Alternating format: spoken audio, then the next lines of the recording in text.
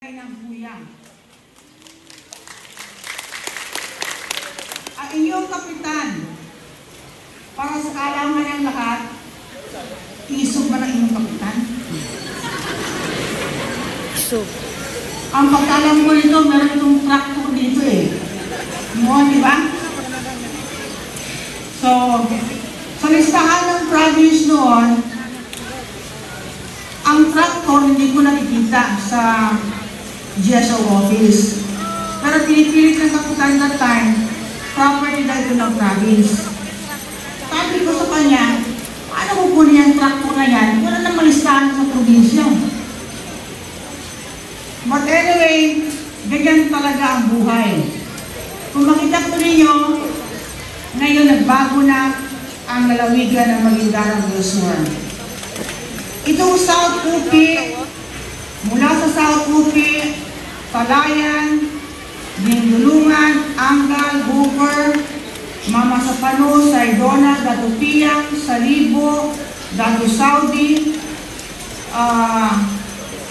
Datu Unsay, Sarif Saidona, Sarif Agwak, at Hooper. No? It was 12-12.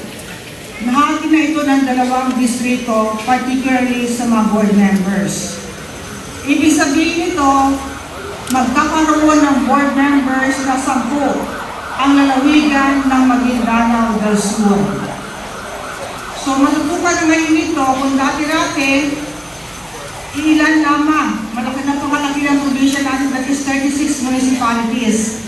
Ngayon, we only have 24 municipalities at kayo po ay nabibilong sa unang distrito ng Maguindanao del Sur. Kaya nga po, ang dala-dala ko ngayon, ang aking mga magiging board members sa lalawigan ng Maguindanao del Sur, particularly in the 1st district. Mapakilala ko po, una-una nandito si board member Tata Jen Makapadrog, incumbent board member Frank Lo.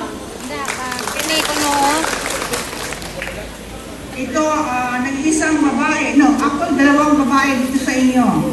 Una-una si Vice Zahara Upang, ang patuwa na nagiging mayor sa bayan ng Salikawa.